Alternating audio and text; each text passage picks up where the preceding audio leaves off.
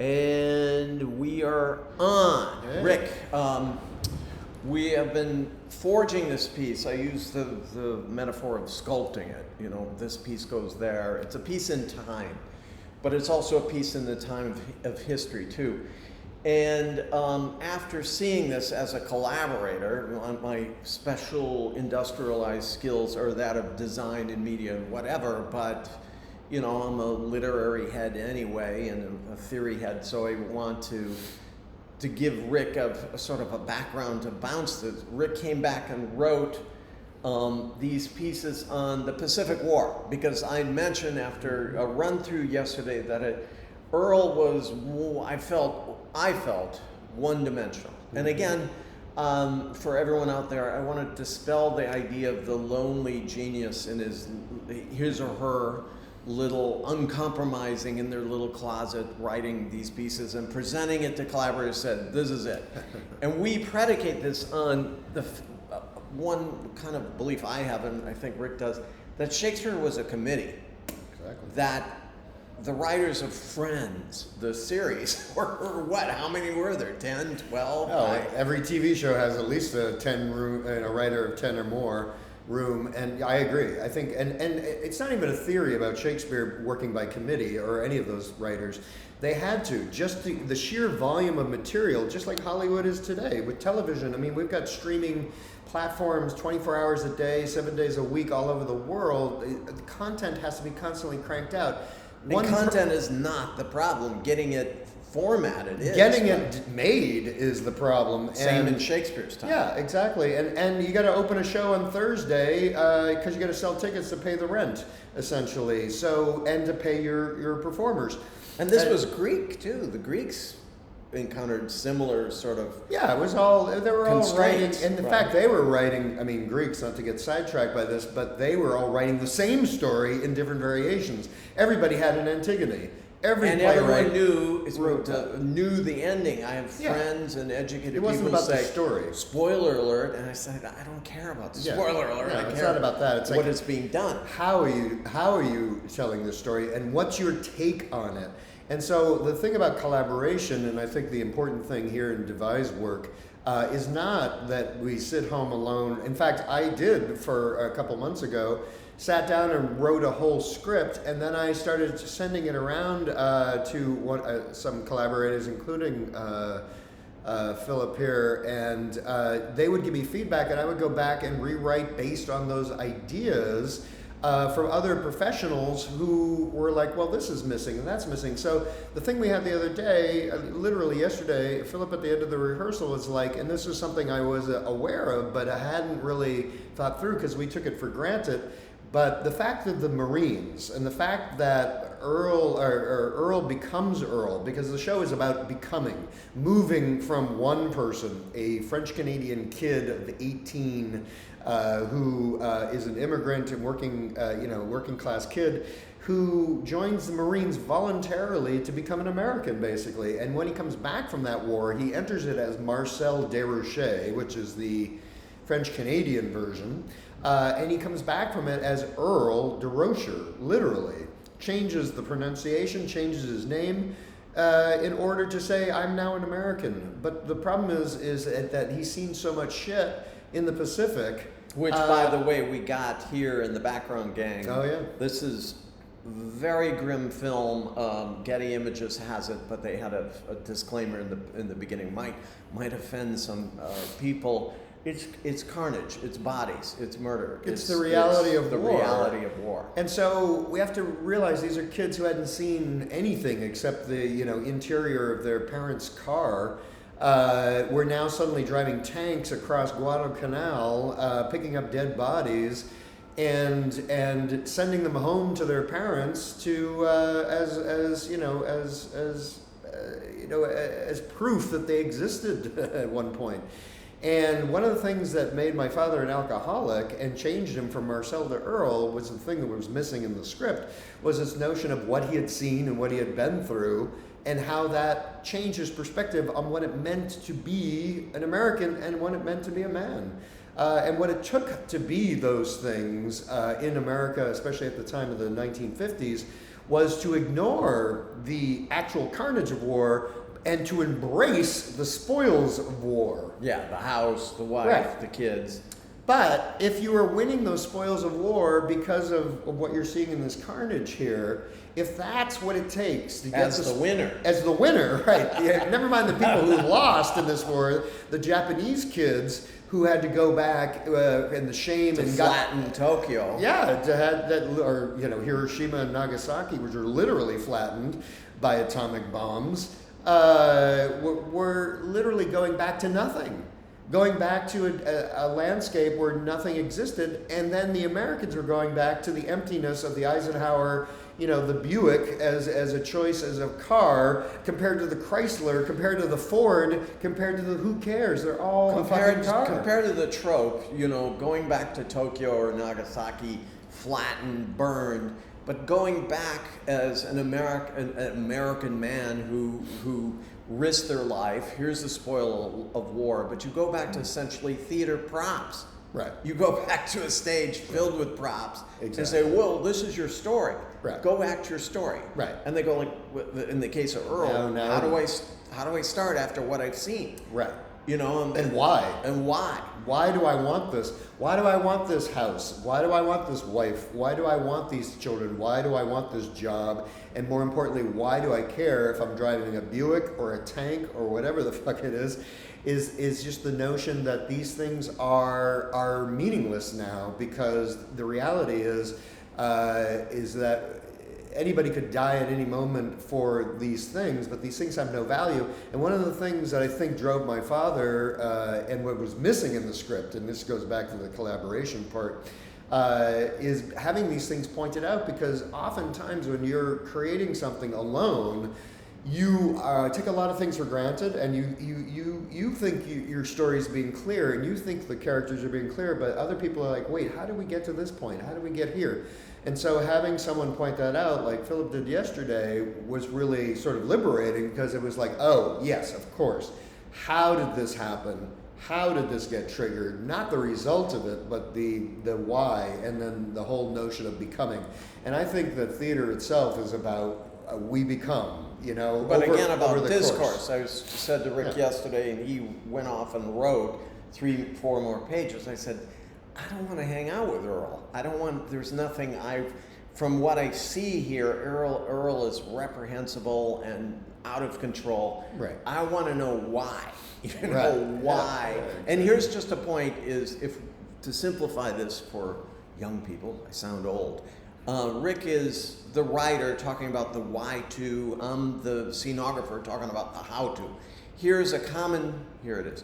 A common thing in projected media is, rather than fill it up on the script here, and Rick at one point just turned around and watched all these films of bar rec rooms, anti-alcoholism, war, car ads, and they're kind of like infomercials from Detroit of the 40s and 50s, which are fascinating. Right.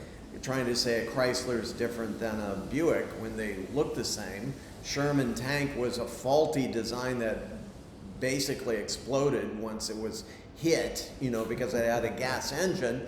But America was about, it's not about quality. Just throw stuff at the enemy. Just throw bombs, throw Sherman tanks, throw men. It doesn't matter. We wanted to talk not about pitying Earl in some sense, if he only had therapy, but to see the why to with the how to, and this in the back, to show, as Jan Koch said, history's dead. Way into that whole idea that history as the new secular God is dead. Well, I mean, we're supposed to be, if you look at history as a moving forward and progression, right? Progress. Yeah, we're supposed to be progressing, but it never progressed. It goes in these cycles. We return to certain things. Vietnam, Iraq, Ukraine. Yeah, we never get out of these cycles, and supposedly we won, World War II. We won World War I. But the thing is like, what did we win? What did we gain from that? Well, what we gained from it was stuff, was the image of how life should be for again, middle class Americans, and we're talking mostly white people at this point. We're not giving these spoils of war to anybody unless they have earned them, supposedly. But what are they? And are really they the reward here? And reward for what? What have we progressed to? You know, and the idea that history, once you've flattened Guadalcanal to the point where it's just Vietnam is a very good. They literally created Agent Orange, which was a defoliant for the jungle, so they could expose the Viet Cong and American soldiers to the same thing. Yeah, they were basically pouring defoliant all over a very lush tropical country. I've been there. It's and they leveled beautiful. it and they destroyed it, and more importantly, they created generations of young people and mothers and children who were deformed and who were essentially this was like liquid gas that they were pouring on not only the enemy but also on their own people in order to win something. And of course nothing came of it. But you literally have to destroy history, destroy a culture, destroy civilization in order to win something. And the same thing happened in World War II. Right after it was over, they leveled the city of Dresden. They leveled Hiroshima and Nagasaki with atomic bombs, and literally leaving nothing behind except a scorched landscape. And this is supposedly progress. This is the progress of stopping a certain culture from dominating, supposedly. Imperialistically. The Germans had their mechanism of fascism to return back to algorithms for the German people. The Japanese simply wanted a piece of the pie. The piece of the pie that the Europeans had for 300 years. And so they said, you helped us build these battleships, right. All English designs, magnificent navy that the Japanese had, right. And Americans were like, oh no, oh shit. And then we talked about the obscurity of the Pacific War. The Pacific War was probably where it was mostly fought out, World War II. Mm-hmm. So Jan Kott said that the tragedy of Oedipus and Antigone are tragedies of avoiding fate and the tragedy of a choice. But the tragedy after concentration camps in Hiroshima are not tragic, they're grotesque.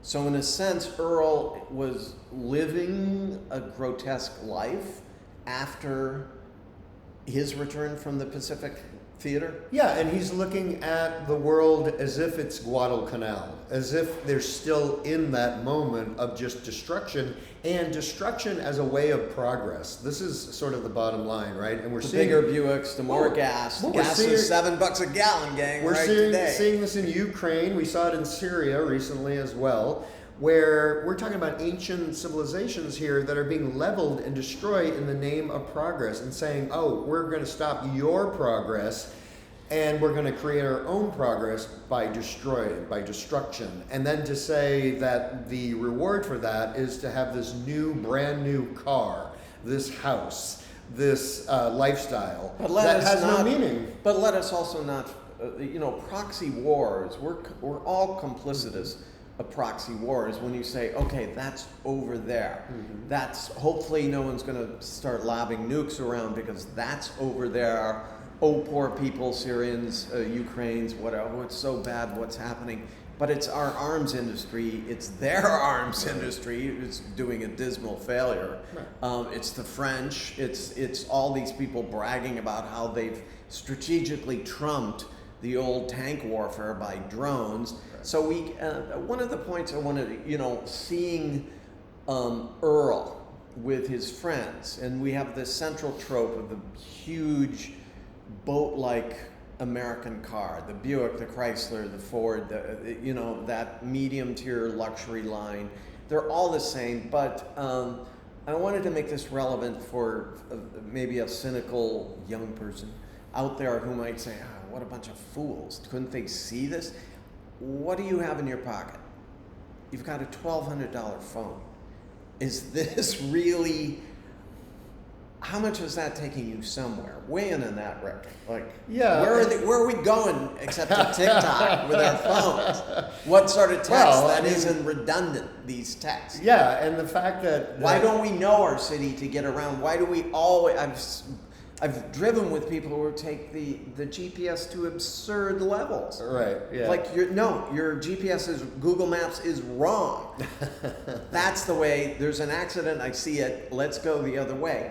What is this trust that the trappings, iPhones, Buicks, the trappings will somehow wake us out of this notion of the grotesquerie now of history? Well, I think that it's a placebo to ignore what it takes. Well, first of all, when you want to go for iPhones, I mean, Detroit has the same thing, right? Where iPhones are made in China by children, and by people who are committing suicide. The famous Foxconn, Foxcom, they're jumping out of the windows in because these factory warehouses that are the inhuman conditions, and they're being made cheap, and they're being resold to you for like almost $1,000. And 1,200. Yeah, I mean it's absurd. But everybody for has 12-year-old. But it's like the car. The car is unnecessary. The car, especially in New York City, we don't need in fact, we don't need the car anywhere. City bike. But that's true for everywhere. They literally put the kibosh on the high-speed rail, which they have all over Europe, by the way, and works really well in order to reduce car traffic.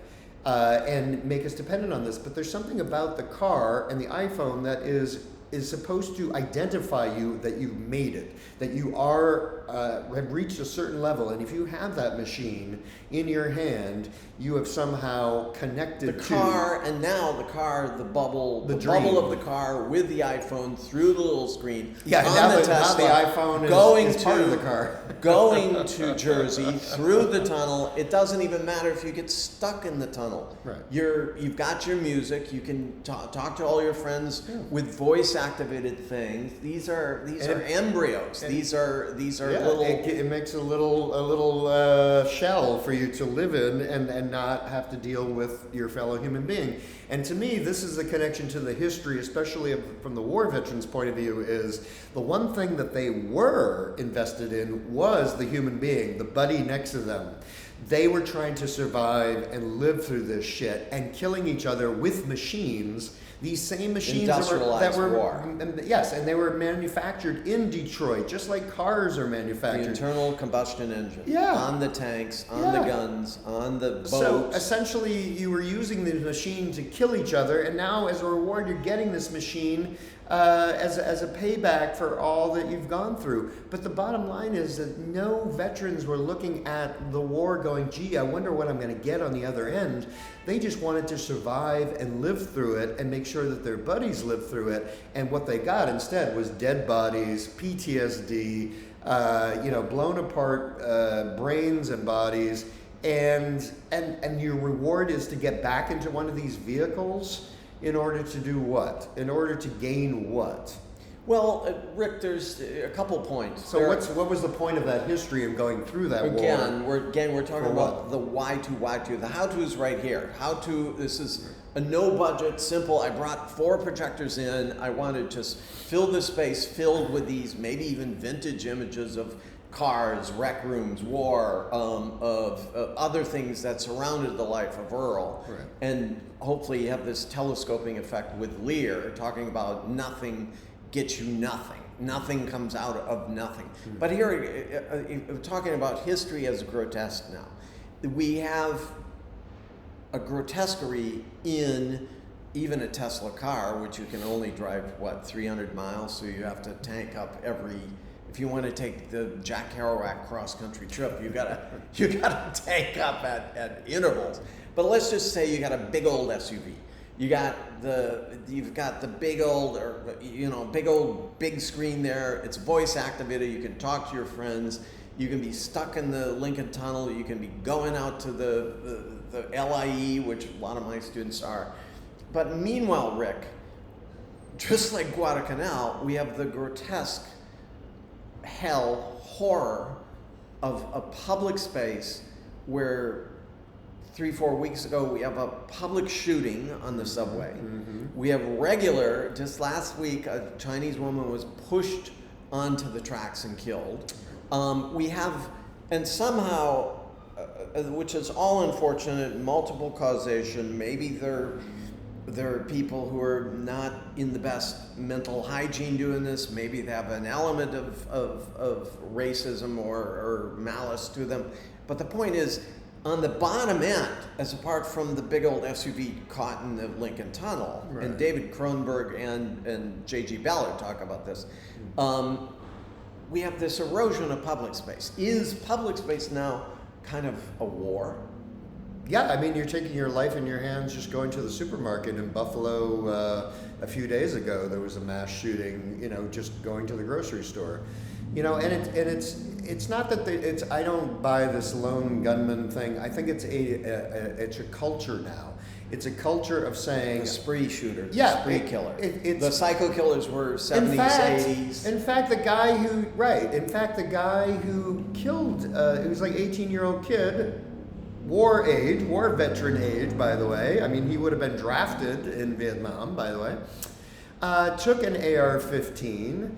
And in order to get his freedom and to get free of what he believed he was being replaced, essentially he was a white kid thinking that black and Mexican people were replacing him in his world. Industrial. And this is the same concept of war, that the Japanese are going to take over, that the Germans are going to take over, that someone's going to take over and we're going to be replaced. But the English Empire is going to decolonize. That was the Japanese had the co-prosperity sphere that they were going to offer Asia back to Asia. They were going to, one of the biggest dividends in World War II was the Atlantic Charter, where Roosevelt essentially handed a piece of paper to Churchill, said, sign right here. Right. If we help you, you will give away your entire empire, the English Empire. Right. Which they did. Roosevelt, his city, London was being bombed at the same point. He said, okay, whatever. Right. In a strange sense, Churchill had more to fear from Roosevelt than he did from Hitler. Right. Because it was like, now you're a little island nation where the sun doesn't even rise, let alone set on it. So we're living in a nation of perpetual war, basically, and literally across the world, but also, I mean, Afghanistan war is still going on. I mean, that hasn't even stopped for 30 years. So leaving chaos in. I read a good book called The Empire of Chaos about fin de siècle America. Yeah. Just leaving chaos in this trend.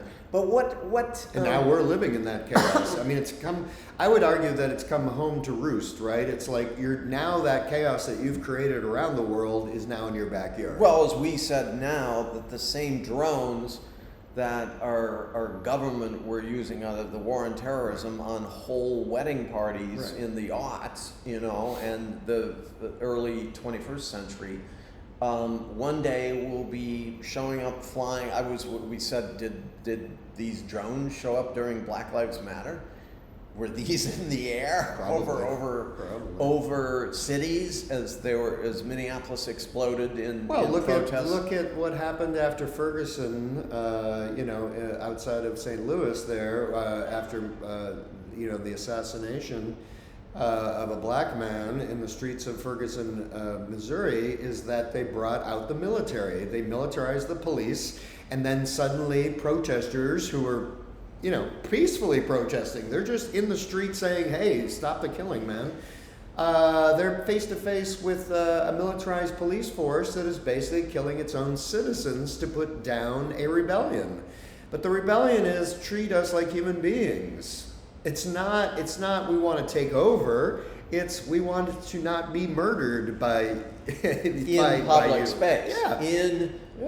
The public realm, which should belong Americans to everyone as well, Everyone, regardless of how much money you have, you can enjoy a safe public. Just let's.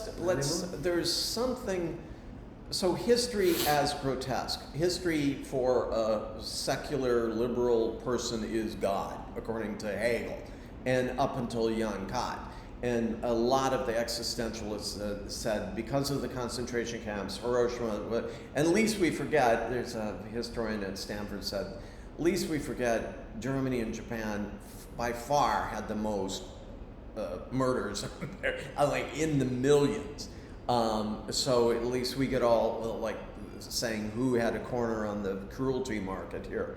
It was everyone. Collateral. Getting back to the notion of Earl, us, why? Middle class leaving kind of agrarian or industrial classes. You're going to the university not to return as a service worker or a industrial worker. You were learning a quasi-technical skill, including my own here. And so thusly I'm talking about the the how to.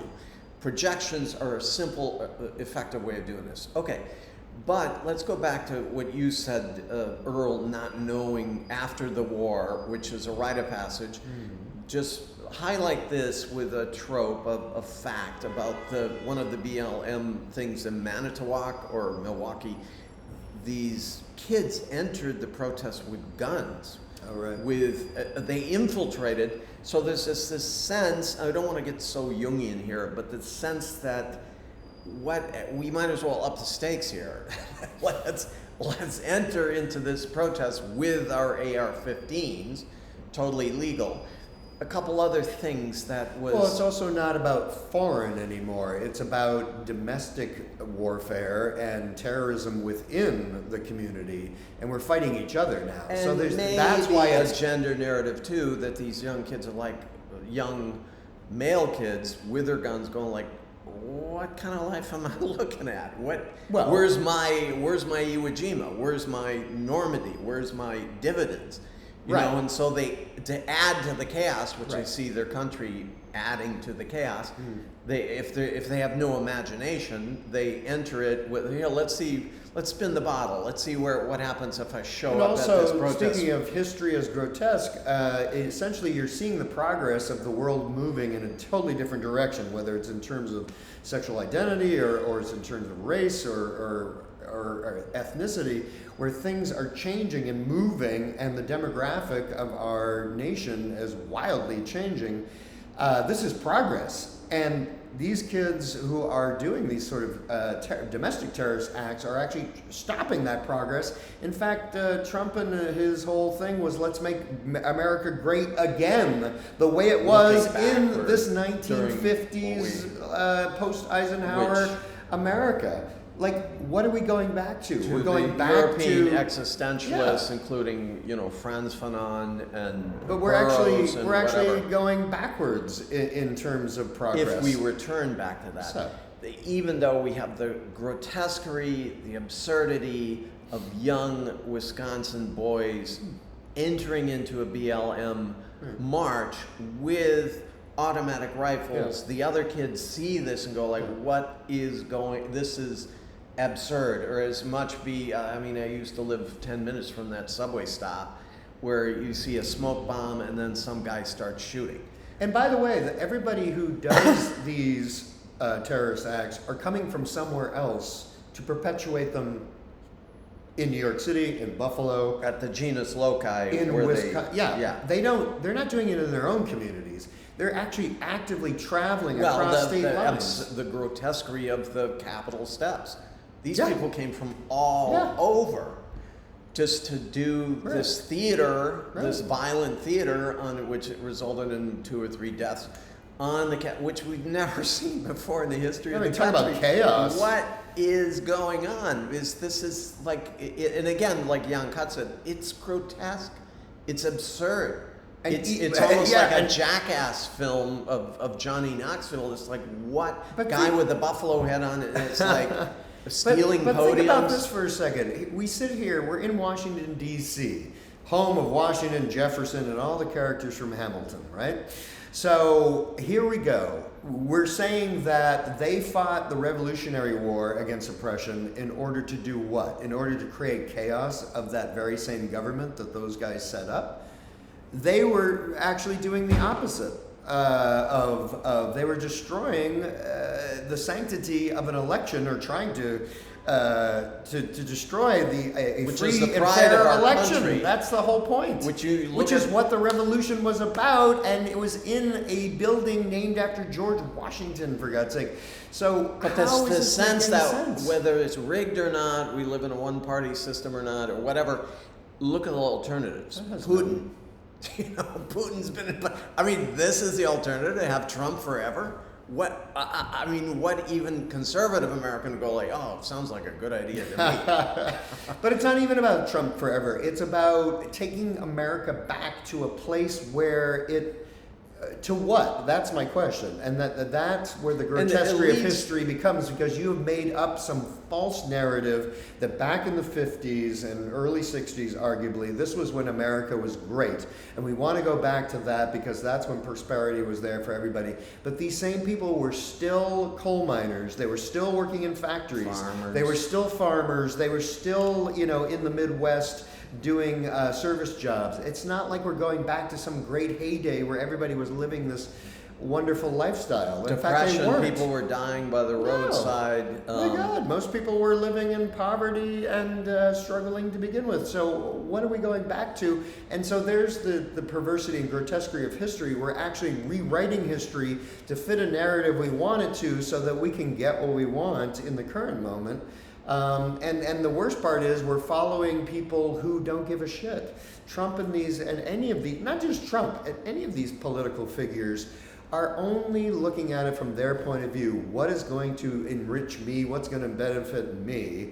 And I'm gonna tell these live people free or they die. get this. Yeah, but for what end? So you can have an iPhone. So you can have a Buick. So you can have And go nowhere with the and go iPhone nowhere the with any way of that this your stuff. grandfather went nowhere with his Buick. Yeah. What's the point? or- And you have all this firepower in your hand of the iPhone. Nobody's making anything except for TikTok videos, which are completely pointless and have no value. And yet that's the most popular platform on that damn machine. We Is the what, we could TikTok? we could be. You 60 could have seconds your of- own drone 60 army. seconds of on that weirdness thing. on TikTok, and you go, this is I'm what- guilty this of is that what- myself. If I come home from a rough day and got a veg and just go, oh, let's see what the kitty's doing. Okay, here goes a But toy. even what are you making? I mean, you have an opportunity there to make whatever you want. You have all this firepower to literally create whatever you want. And what are we creating? Nothing. We're not creating anything. You know what I mean? Well, We're destroying. accept the grotesque. And here's that's a perfect, what are we creating? It's a perfect segue for a skeptical student. I'm a scenographer, I'm a designer, I'm a whatever. My daddy was as a designer, whatever. I know the gig.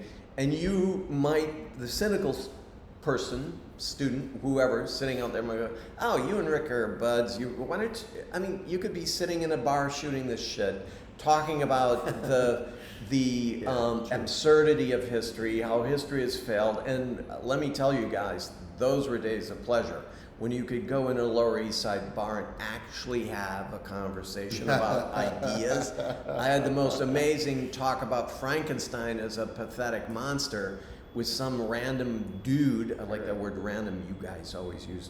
Some dude or dudette, you could have these really insightful literary conversations in a bar, which I contend does not happen anymore because everyone's pecking away at your phones at the bar. We were talking about this morning, actually, just walking in here, was that the Jack Kerouacs, the Lenny Bruces, all these people who became artists and made commentary about their world, literally, Same world as literally we're sitting on the Lower East Side and the Village, hanging out in cafes Blah, and blah, bars, blah, talking. but also creating. And then they would go off and they would do their comedy. They would write their novels. They would make music in order to comment on and figure out why are we here? Why is this happening? Why is this? What's absurd? And I mean, we could curl up in a fetal position in our rooms, or be high on fentanyl, or we could as be an sitting. alternative. We could be sitting in a Long Island tract house, perfectly content, watching our TV, going to our Watching job, Leave It and to driving Beaver. back and forth. Why aren't we content with that? Why isn't the average person content with just doing that? If that's the case, and I would say they would be if it weren't for artists saying, "Guys, this is pointless. Like, this is not a life. This is not living." And I would argue that these same people who think that is a life are not happy with that. So that's why there's so much self-abuse with with the opioids Fentanyl. and booze. Fentanyl is a suicide drug. Yeah. Suicide machine. Yeah. You know. It's because this is the story of Earl for me. Like, he becomes an alcoholic not because he's a dissipated drunk who just wants to fuck off and do whatever he wants, but he is actually trying to suppress the fact that what he lived through, the chaos of the Pacific, doesn't make sense where we are. What did we do that for? To get what? To get this? To get this middle class lifestyle? Is this all it is? This is it? And I would say that was what was tormenting someone like Earl, and why we're doing this is to figure that out. And how can we get off this wheel, of doing it again and again and again, and watching generation after generation. Well, the first step go through this. the first step is discourse. Yesterday we talked about can we teach creativity. So I'm speaking as the how-to guy now, the how-to professor, how to do this in Orietta's beautiful white spaces, very enlightened. Instead of black boxes where we work on our method acting, she's painted all of these spaces white, so any surface you hit with projector becomes an immediate rabbit hole, or it becomes a backgrounding to the foreground of any story. So this is part of the how-to now, kids, just blast it with a thing. What am I looking for? I might not show these totally grotesque war films of corpses and bodies cut in half, and it might not be the right thing, but as we're making, rather than just watching, you say, yeah, what you guys are talking about, we caught in all seasons of Breaking Bad. Oh, did you? I contend there's another level of Earl and anyone, someone who's going out on fentanyl on Long Island or whatever. Making is part of the redemption. Making conversation. Making a conversation with someone at the bar instead of just pecking away at your TikToks at the bar. Instead of seeing Breaking Bad, understanding what was the emptiness that Walter White and Jesse were going through that's fine. I love that series. I think it was very trenchant about post-industrial America. But what is trenchant, I hope, as a sort of a how-to here, is like how to blast these white walls with stuff. How to tell a friend, collaborator, no, I think you should go off to your little closet and rewrite that, and then come back, making this connection and making, I also want to demystify that two of these incredible documents come from Leonardo da Vinci and Bach. Leonardo has this wonderful letter to the Duke of Milan. It said, people said this, that, and the other about me, but dude, I just want a job. and we have the cancel culture, let's cancel everything before us because it's too male, it's too this, it's too that, it's too about this, edifying geniuses. Da Vinci thought he was a plumber. The one who really thought he was a plumber was Bach. Bach, the same thing. Johann Sebastian Bach said to, not Esterhazy, one of his patrons, he said, hey man, what do you want me to fix today? You got a party going on, I'll provide the music. But and his music came out of being a music teacher. Like, creating the fugues was a way of teaching piano to his young charges. It wasn't about making great art. It was in a closet. It was literally coming into literally the court. Making it so that he could teach the art of piano to young people. And I would argue this is like why LEAR in this story is important to me is almost what's more important is the making of theater. And the Elizabethans made theater like we're talking about, you're talking about here about Bach making music, was as a working class person making something to figure out something, building something.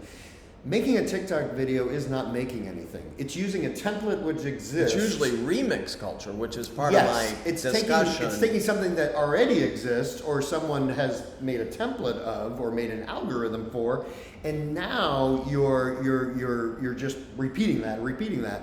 We're talking about when you're making theater, and this is not to self-aggrandize theater, but I actually think it's true, is you're actually making a physical thing and you're working with collaborators in order to figure something out, in order to create something, in order to ask questions about why we do what we do, why things are the way they are. In a room as a blank slate, a tabula rasa, Right. a platonic shape as a space of potential. Right. So in conclusion, yesterday was about, can you teach creativity? I say yes, put one foot in front of the other, be Da Vinci or Bach and say, hey, it's not about my identity, or it's kind of cool that people call me a genius, but I'm here to earn a living. Mm-hmm. I'm not here to watch the world go by me. I'm here to exercise the best.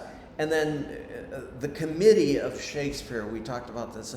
Those, Rick, just as we conclude, why does that stuff endure? If it is like the writing pool at Friends, the TV show Friends, if it's, let's just picture the real Shakespeare. 6 guys sitting around saying, okay, you got this Cordelia. Okay, we got the Cordelia character. What else? She's the fool too. And they go, oh, great idea. Why does that stuff endure for 400 years? Well, I mean, I would pick a better show than Friends to sort of think about, and I'll pick one. Well, I'll pick one that actually I think is really brilliant. Is Seinfeld, in the sense that it also built by committee. But it is asking questions about the existence of people in New York, especially in the 1990s, asking about the materialism of that group, and also talking about like how people sort of live in this sort of bubble world. But it's the notion that having a committee, a group of people making something rather than having one genius sitting around figuring this out, is to create a dialogue so you can have multiple perspectives. If you have one writer, you're getting one perspective. If you have 5 writers, you're getting 5 perspectives. And those perspectives, there's bound to be something in there that endures if those 5 people are hitting on an woman, idea. black, white, Asian, Yeah, whatever, you're getting multiple points of identity. view.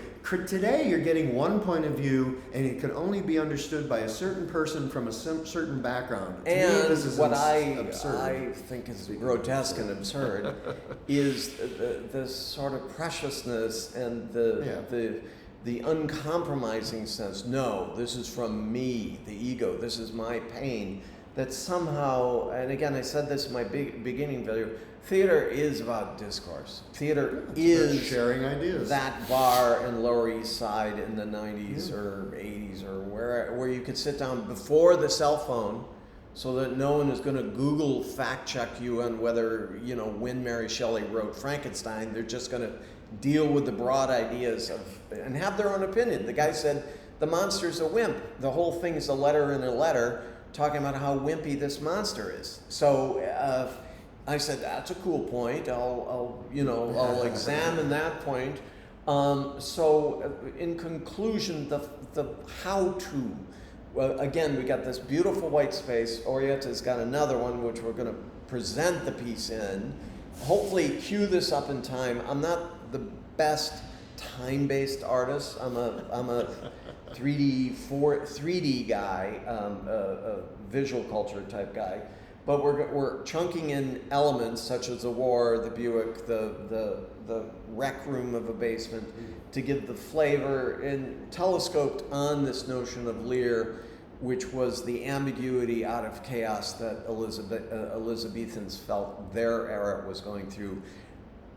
Busted their butts, the English Empire rose and then declined. The American Empire rose and now is declining. But hopefully, this is a great point. Shakespeare, Bach, Da Vinci, Dante, Pushkin, Russian, Tolstoy.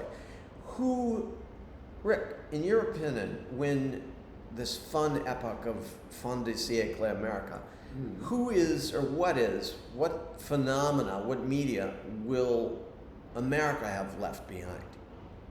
Well, I would say Is the it one jazz? Is it Miles Davis? No, well, I think those are all great things. But what I think what's really enduring and has endured since 400 years later, you say, "Oh, that was." I would so say American. the film industry itself. You yourself have referenced several movies, and we talk about them all the time. American film noir. Yeah, but that's a very American thing that's created, and and talk about committee work. I mean, my God, that's how films are made.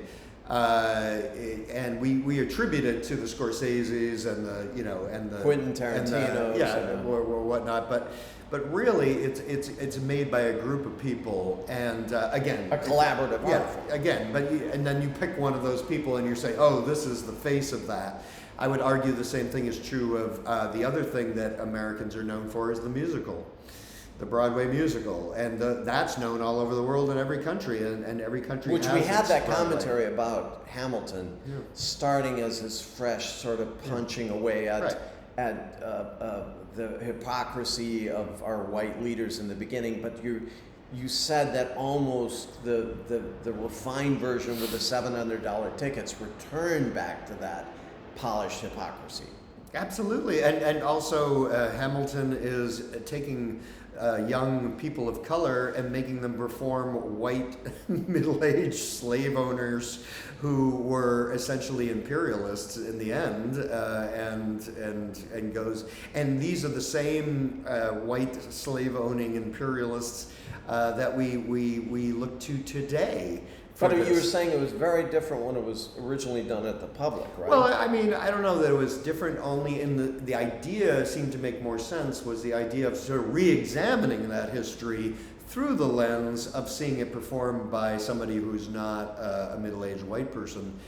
But I think that it became sort of a celebration, ironically, of these middle-aged white people through black bodies, which is kind of ironic. That's an argument that's made by Ishmael Reed, who is a writer, playwright, and intellectual, black intellectual who makes this point. I think it's a very good point. And look what happened to Lin Miranda, the creator of this. He's been co-opted by Disney, literally making Disney musicals.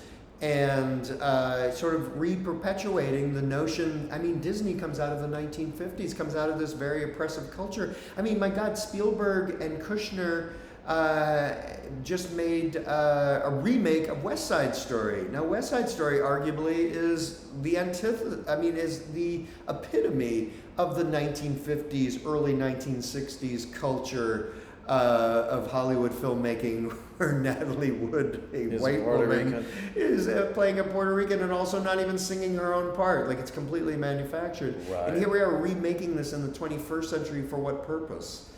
I have no idea. But it's being celebrated as some great artifact. And I'm like, there's so many other things that don't get a voice and don't get a it's hearing. remix culture. It's the same remix culture Yeah, you exactly. see You're in taking TikTok. this template and This is another take on it, but it's the same. Let's just idea. end up here. The how-to, why-to. This has been very fecund. The how-to, why-to of Lin Miranda. A lot of minds out there might be saying, "Yeah, so what, you two guys? He won.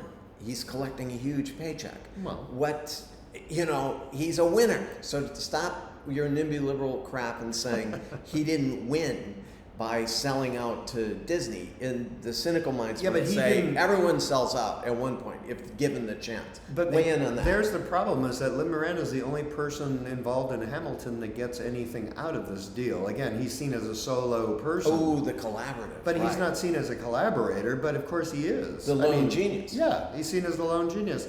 And I got to tell you, without Leslie Odom playing Aaron Burr, that thing wouldn't have worked.